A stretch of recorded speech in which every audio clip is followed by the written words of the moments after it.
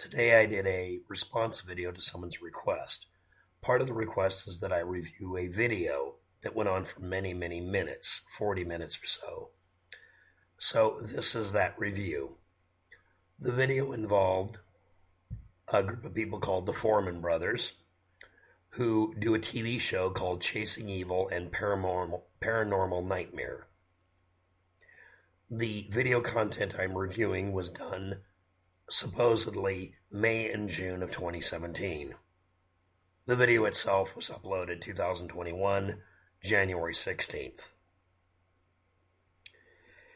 They're using a looped radio scanner that keeps looping and plays back segments of random radio channels, or sequential ones, and they're deciding to interpret the audio from the various radio stations as responses to their questions. I don't find this dubious. I find this stupid, but I'm going to review it. What was their conclusion about the murderer's name and occupation? Truck driver Steve Wilcox. Period, full stop. That is the name of the person who's supposed to be the murderer as of May or June 2017. That's who they were blaming because that's what the radio's saying. It's not what the radio's saying. They're interpreting it that way. It's syllables and pieces of words and partial sentences mixed together.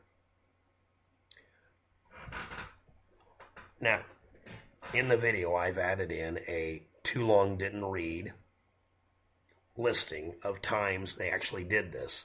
They intersperse this actual work on their part with interviews with the mother of one of the victims and other data. I would like to sit down and download the video and convert it into nothing but what they put up, their content, and eliminate everything else. Because this was designed on purpose like an infomercial to be a waste of time, take you down a garden path, and sucker you in. Again, a truck driver named Steve Wilcox is blamed as being the murderer if you believe the content of a radio going on loop, scanning through channels, picking up random audio signals from radio stations. Or you could decide it's just as much bullshit as I said. What is the value of this video? Except for, well, actually, if you just remove what they put in the video and just play back the interview with the mother of one of the victims, that would be fine. Chasing Evil, Paranormal Nightmare, the Fourman brothers, I think that's their name, video, 2021, January 16th, is useless unless there is a truck driver named Steve Wilcox that they should have interviewed. By the way, this was done during 2017. I'm sure that they forwarded that to the police. Right?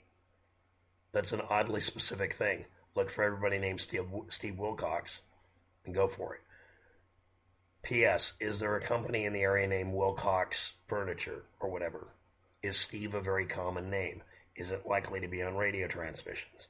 Yes. Other assertions in the video. That the murder weapon was a knife. That it was stored in a garage shelf. That they did not know who the attacker was, but they were able to figure out his name somehow. And that they didn't meet him on Snapchat and they didn't know him before any of this.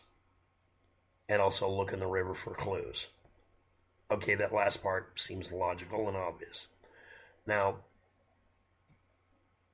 the other thing about this, if I were to take all the audio segments and just put them up as audio and get rid of your ability to see what they want you to interpret it as, you're going to come up with either a different answer or say, honestly, I don't know what the answer is. A few of the audio pieces are very clear. Oddly enough, those are the ones they ignore. The ones they fixate on, and they keep coming up with Steve, 3 times, and truck driver Wilcox 1 time as the murderer, are very much interpretive. Steve is a very common name, and you're going to hear it on the radio a lot. Wilcox is a common name for a lot of companies for some reason. Truck driver, there was an ad for truck drivers, or news about truck drivers that day. Anyway, the specific times were May 6, 2017, June 4th, 2017. I think I got that right. I'll put a correction down below if I got it wrong. And those are the only times they time and date stamped that were pretty easy to find between all the videos. If I sit down and re-edit everything together, I could probably put all of this together into what looks like 2 sessions back in 2017, a month apart almost, and give you the information.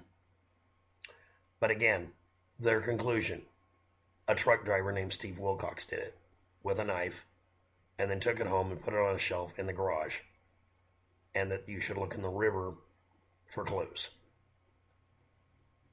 And that the victims did not know who this was and did not meet him on Snapchat, even though that was indicated as one of the things that they should look into by the spirit voice.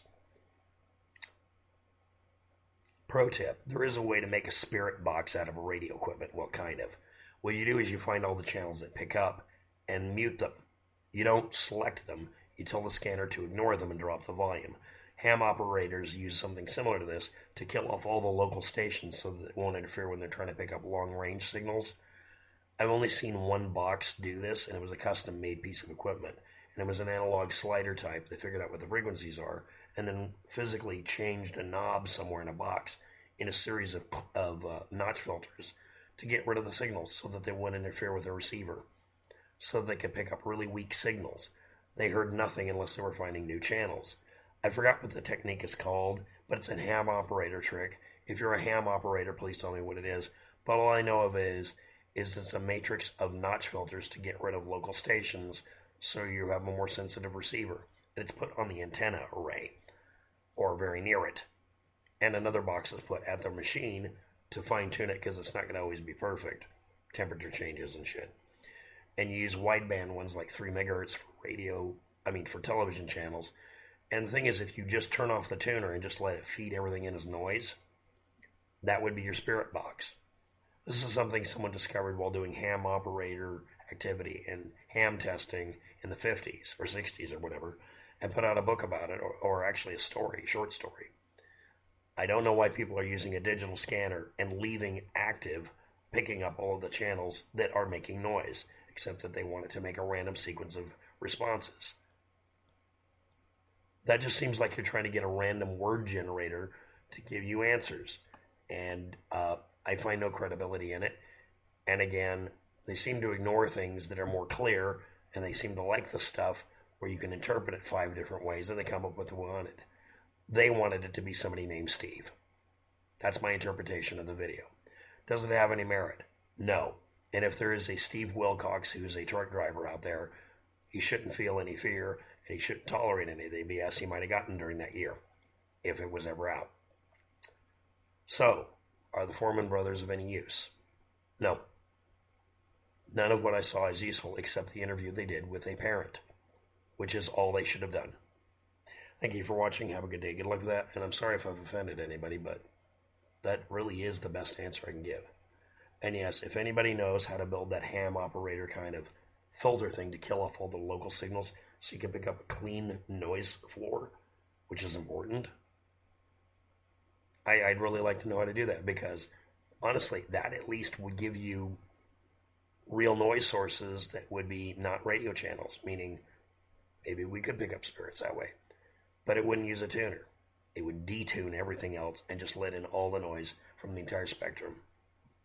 Applying the spectrum for voice data. Thank you for watching. Have a good day. Good